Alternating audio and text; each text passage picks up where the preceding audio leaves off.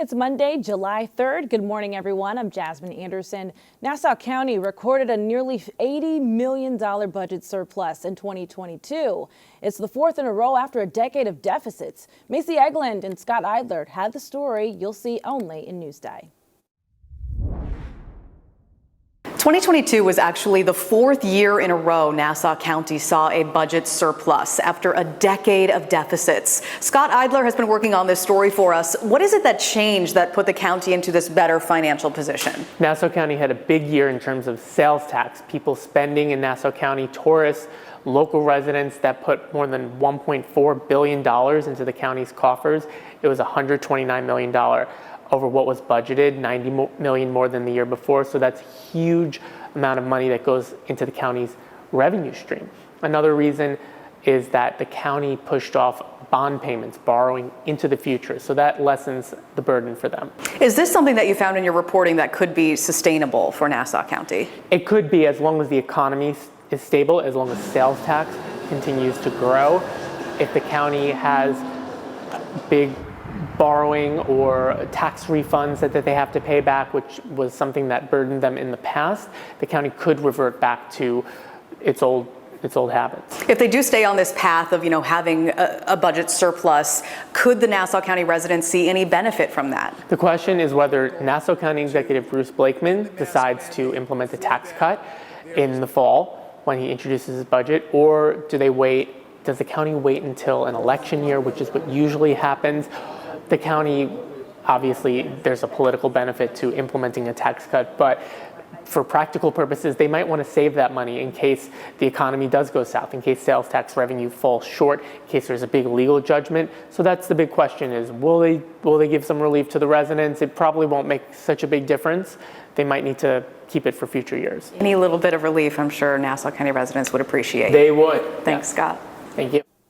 For more on Nassau's budget surplus, go to Newsday.com. Click Get More below the Newsday TV video box. It's court today for a mastic man charged in a deadly stabbing at a Shirley motel.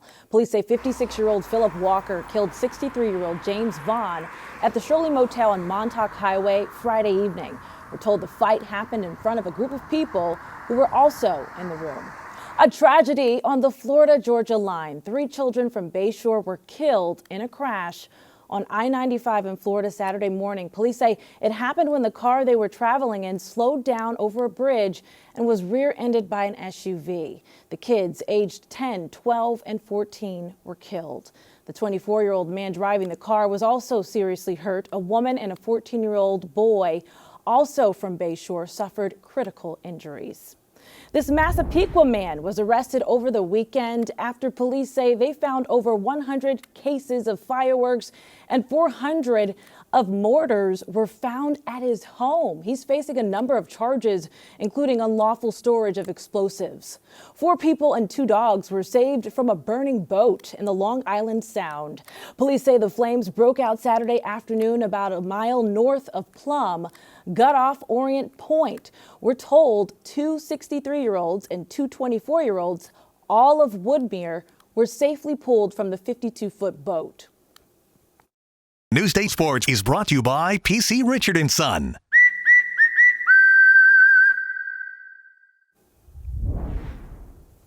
One of the highest-ranked football recruits, Long Island's Corey Duff Jr., has decided where he's playing college ball. Carissa Kelman has a story you'll see only in Newsday.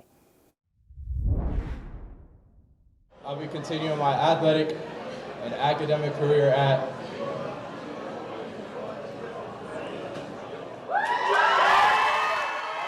In front of more than 100 family and friends, St. Anthony's Corey Duff Jr. announced his college commitment as the #1 ranked tight end prospect in the state. If you've been around me the past couple weeks, it's been really stressful and just trying to figure this all out. So coming here and announcing it in front of all my friends and family, it means a lot. The star wide receiver led the Friars to their first Catholic state championship last season, finishing with 42 receptions for 995 yards and 12 touchdowns as he caught the attention of the nation's top programs. So what were some priorities when you were looking at schools and making that final decision? It's always been about relationships, who have the best relationship through this whole process.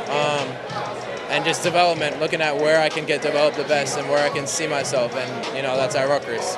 Duff had 27 Division I programs to choose from, but it was his very first offer that told him just how he would fit in. They always kept in contact, always made it known I was like that #1 priority. Well, I really believe in what they have going on, and we're going to go help turn it around. In Farmingdale, Carissa Kelman, Newsday TV. Congratulations. Read more about Corey Duff on Newsday.com. Click Get More below the Newsday TV video box. It's weigh-in day for the Nathan's Hot Dog Eating Contest. Tomorrow's contestants will attempt to eat as many hot dogs and buns as they can in 10 minutes. Joey Chestnut is looking to be the top dog again, going for his 16th title. Mickey Sudo is the top female champ with 8 championships. Among those taking part in the eating festivities tomorrow, Long Island's Eric Badlands Booker. The competitive eater tells us he's looking to repeat as lemonade chugging champion at the Coney Island event. I basically just have a gallon of lemonade. That's what we're chugging at Nathan's, and I count the gulps. Okay, try to take the biggest gulps possible and count the gulps. I know if I get around 15 to 20 gulps, I'll be at a gallon. You know what I'm saying? It's not like going into uncharted territory, okay? It's like, okay, I've been here. I know what it feels like to drink a gallon. I know how many gulps it takes. He's a real pro. Read more about Badlands on Newsday.com. Click Get More below the Newsday TV video box. Coming up, looking for something to do this holiday week? We're headed to Port Jefferson in today's Destination Downtown Plus. We have great ideas for a fun, festive 4th. But first, your hyper-local weather. Here's a look at Sag Main Beach and Sagaponack. Warm and muggy, some pop-up thunderstorms. Feeling like summer out there. Highs around 84 degrees. Tonight, more pop-up storms with temps around 70 degrees. Tomorrow, storms continue and we're back in the 80s. A look at your futurecast. You can see the scattered thunderstorms rolling through. Should clear out by tomorrow evening.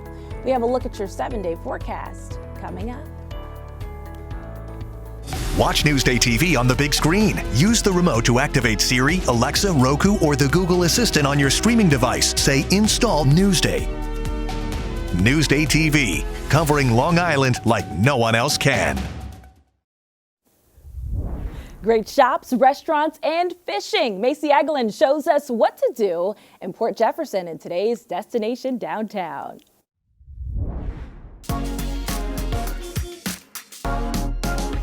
Port Jefferson on Long Island's North Shore is well known for its ferry terminal, transporting people across the Sound to Connecticut. But in the summer, this little village becomes a hot spot.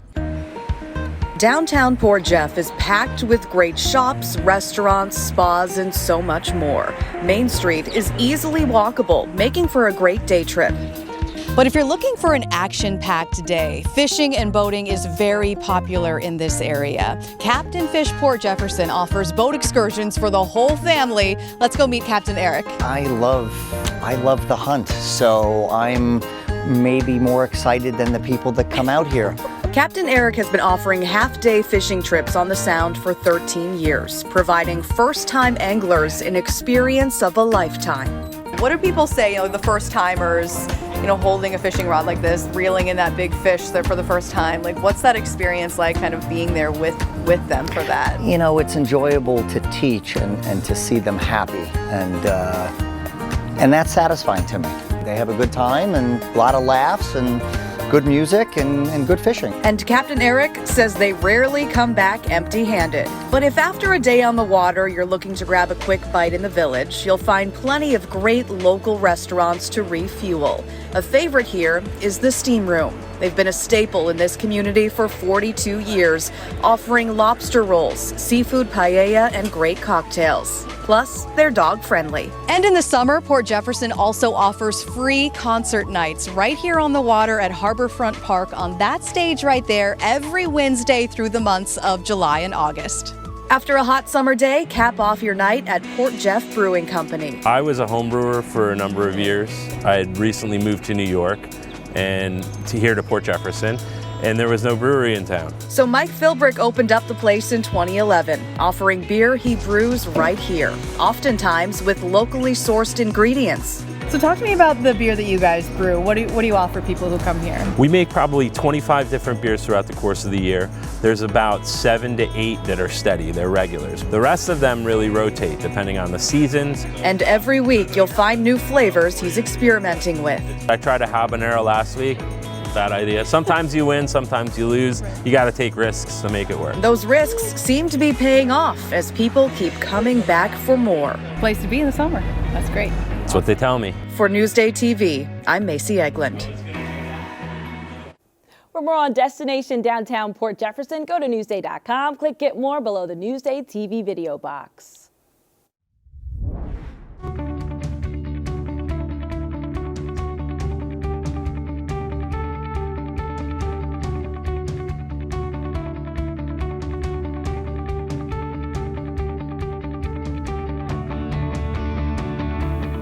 Take your 4th of July party to the next level. From festivals to fireworks, there's a ton to do on the island to celebrate the 4th of July.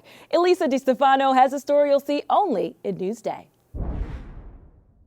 If you want to make your 4th of July festivities even more fun, we have some great ideas from celebrity party planner Michael Russo, starting with the pool. How fun is this? So it's literally just a latex balloon, so it's 24 inches. You blow it up with air so it won't deflate, and then just a little water balloon tied together so it holds them down in place. Otherwise they might blow out. Look how much fun, yes! Okay, make the memories last with a photo op. Yes, so people love a place to take pictures, and everyone's with the selfie. So this is just a rain curtain with the little flags, which is super cute. So I cut the excess off at the bottom, and then I just finished it off with the cute little balloon arch. And don't forget your props. Everyone loves props. Let's talk about this table. How fun, right? So it's just a plastic tablecloth, and it's the rain curtain that we use for the photo booth. So I just put that around the table. You just taped it? Yep, I just taped it. And then to make this flower centerpiece super easy, I took a tall vase. This is the excess. That's the extra, yep, yeah, the bottom. The bottom of the photo area. So you just put that in there. Okay. And then hydrangea from my garden, which is so pretty. There's your blue, there's your white, right? And here's and your then red. Here's your red. And then I like to cluster the roses, threes. It just looks pretty. There you go. And now, party cannot be complete without a cocktail. Yes, so of course people love to drink at parties, right? So the top of the rim is just white chocolate, and then it has the cute little blue confectionery sugar. Oh. So you just dip the rim in the white chocolate, just like that, right? And then you just dip it right in the confectionery sugars. How cute is that? What a great idea. And then I let this sit so it can dry. So you can either put it in the refrigerator or you could just leave it out and it will dry. And then you make your signature cocktail, or you could just make a cocktail in general. And then I always like to have fresh fruit so people can put it in their drinks, and it just looks pretty. It's fun. Super fresh. It's festive. Happy Cheers 4th to of the July. 4th. Yay!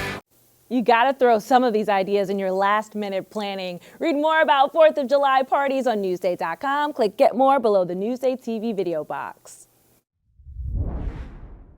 Get more of the stories you've seen on Newsday TV at Newsday.com. Plus breaking news, investigations, things to do, restaurants, and other Long Island news you can't get anywhere else. At Newsday.com, covering Long Island like no one else can.